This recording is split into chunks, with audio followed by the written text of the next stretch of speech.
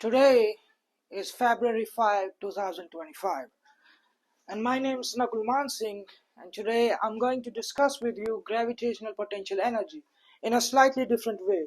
It's well done in books and in the famous lectures by Richard Feynman and Walter Lewin.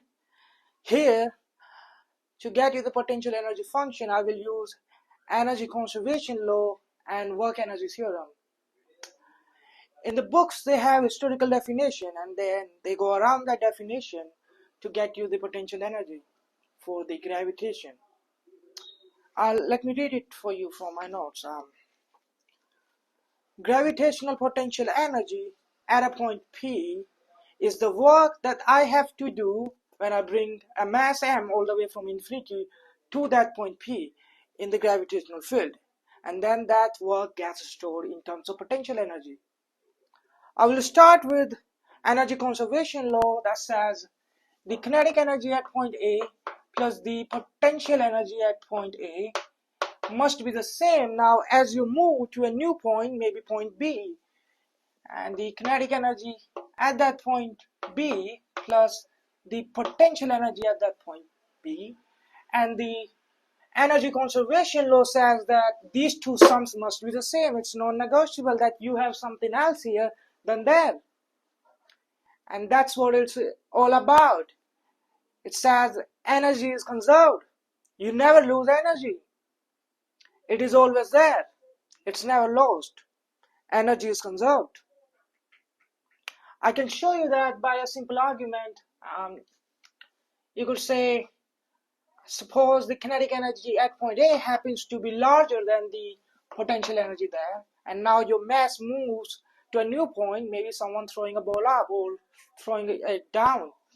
It could be possible that the kinetic energy at point B is smaller than the potential energy there. It's really like throwing a ball up. As the ball moves up, it slows down. It loses its speed as it moves up. And it means as you move from point A, here's point A and here's point B, and moving from point A to point B, you lose kinetic energy. But to make sure these two sums happen to be the same, must be the same, your potential energy must increase. And so how do I get you the potential energy function is by first finding you kinetic energies. And so I will use work energy theorem for that. And so the question is, what is work? Well, the work that the force is doing when it moves from point A to point B, and the force is along that direction, either this direction or that direction. I'm using it for one dimensions now, and that work is the integral in going from A to B of that force dot dr, where dr is the little displacement over that path.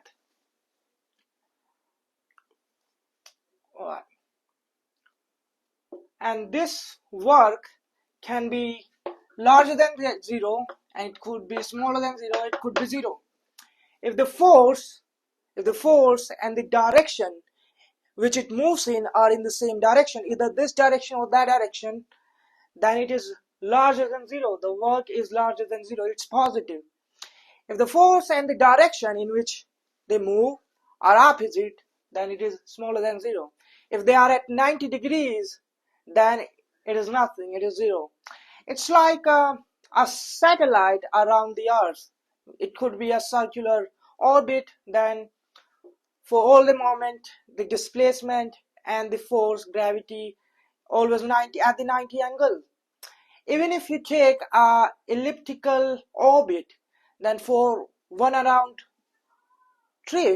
whole trip, the net work by the gravity would be still 0. You can also take hyperbolic path for the network as it moves from all the way infinity, and then it sweeps around the sun and then goes back to infinity, and then the network is still 0. So it doesn't matter. And so work energy theorem says if a force does work, it gives you kinetic energy. Well, actually it gives you the difference between kinetic energy between point A and point B. And so it says the kinetic energy in point B minus the kinetic energy at point A must be that integral in going from A to B of that force dot dr. Let's do it for Earth and let the gravity do work. So here's your Earth, is the center of Earth with capital M. It's its mass, and here's a little mass m that is falling down. It could fall in many ways. It could fall like so, or it could fall straight down to the earth. I will choose that option, that it is falling down straight to the center of earth. And it is falling down from point A to point B. And in a while I'm going to take point A all the way at infinity.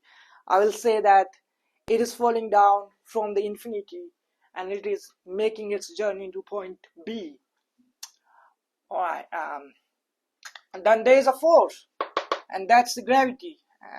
The magnitude of that force is Z times capital M times little m over r squared, where r is the distance from the center of earth to the falling mass where it is at that moment. It is r. And I'm going to take this point all the way at infinity. And I'm also going to assume that it started off from there with zero velocity.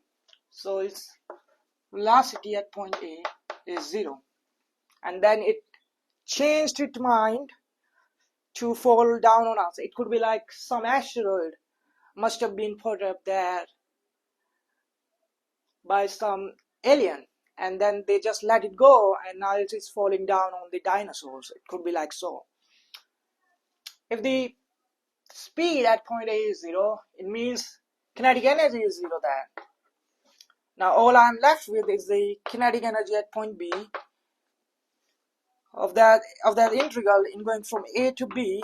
I'm going to substitute that force right here now is G times capital M times M over r squared times dr.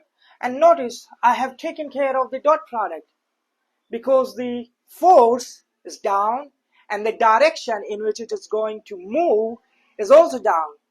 So the gravity is doing positive work, and that's why I have taken care of that dot product already. What's the integral of this function? Well, it's done in all the maths book. I'm going to give you the answer. And it is the integral for 1 over r squared dr is minus 1 over r. And if you take it from A to B and you evaluate it from A to B, and that's the function. If you don't know it, it's alright. It's done in all the maths book, or you can ask your teacher or professor, whichever suits you. So this becomes minus, remember minus, G times capital M times M over R, which you have to evaluate from A to B. And I need space now.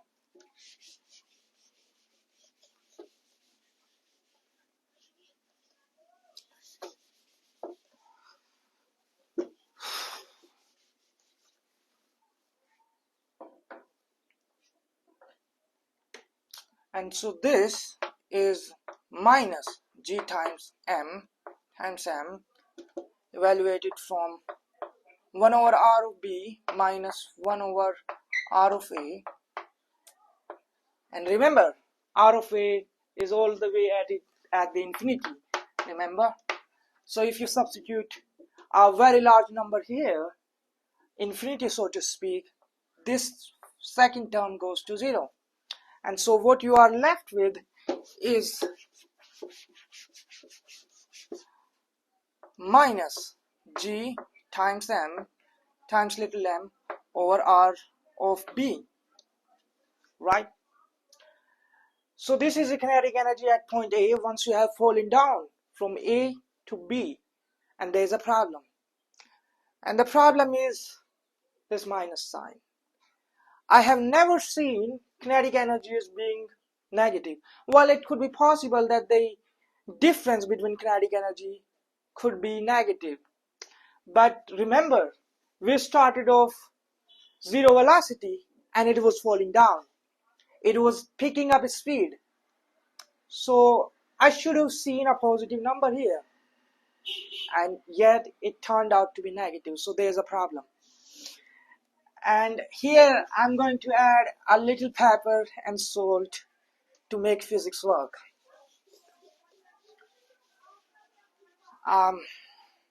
Remember I told you the integral of 1 over r squared dr is minus 1 over r. And to get out of this irritating problem, this minus sign, just to make physics work, I don't know if I'm doing it right or wrong, but for the sake of physics, I'm going to take a positive number. So all of this, the final will be, it will become positive. And this is what will happen. So this one also positive. So we are closer than you think for getting the potential energy function. And so kinetic energy that I found you is plus G times capital M times M over R or B. And we started off with kinetic energy at point A, which happens to be now at infinity, 0. So I know this and I know this. I don't know that, and I can do something with that. I can define at infinity potential energy at point A to be any constant. It's alright, because at infinity there's almost the effects of gravity is always almost negligible. So at infinity there's really no gravitational fields.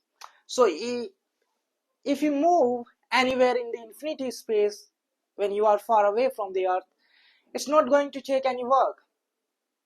So the potentials, gravitational potentials, if you define that, will not change. And so I could have taken this to be a zero number. It's alright, because in physics what matters is the difference between potential energy, point A and point B. That's what matters.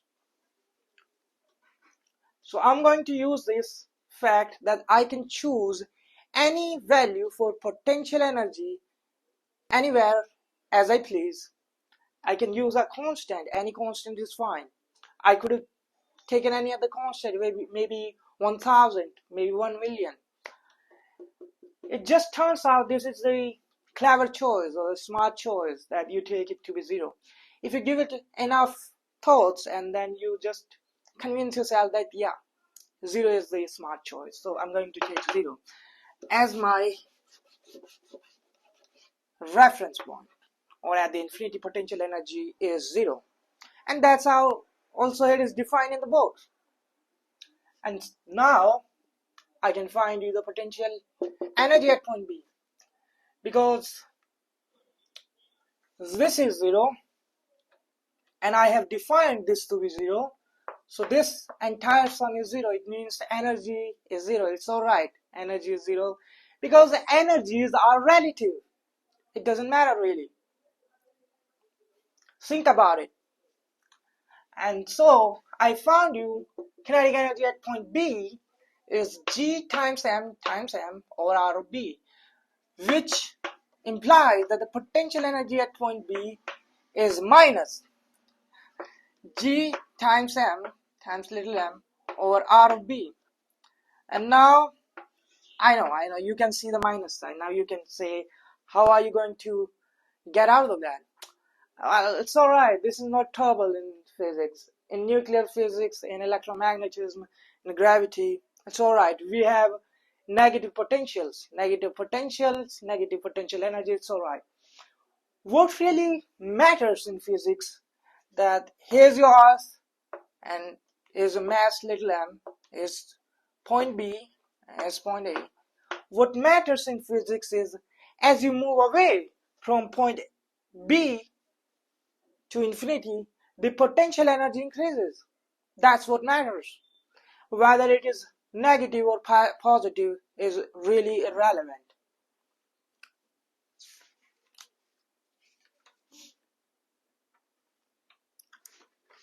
Energy is conserved.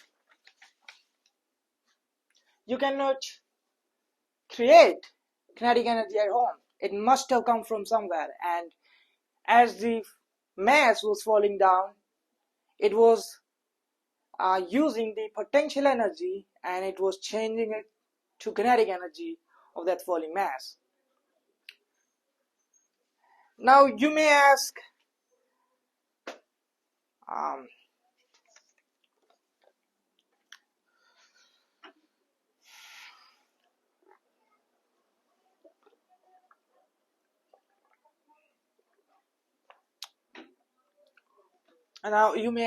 where is this potential energy stored? And there are many options. You may say, oh, maybe it was stored in the falling mass as was falling down. Maybe it was stored in the system of Earth and the mass, and you may say it was stored in the field. Possible. Well, the best interpretation that is consistent with field theory is that we say it was hidden inside the field, and as the mass was falling down, it was revealing itself in terms of kinetic energy. So potential energy that was stored in the field was changing its face, so to speak, and it was revealing itself as the kinetic energy. I think that, yeah, that's what was happening. I think that's what I had to say about this. If something went unclear today, I can assure you it was my inability to explain it well. See you maybe next time.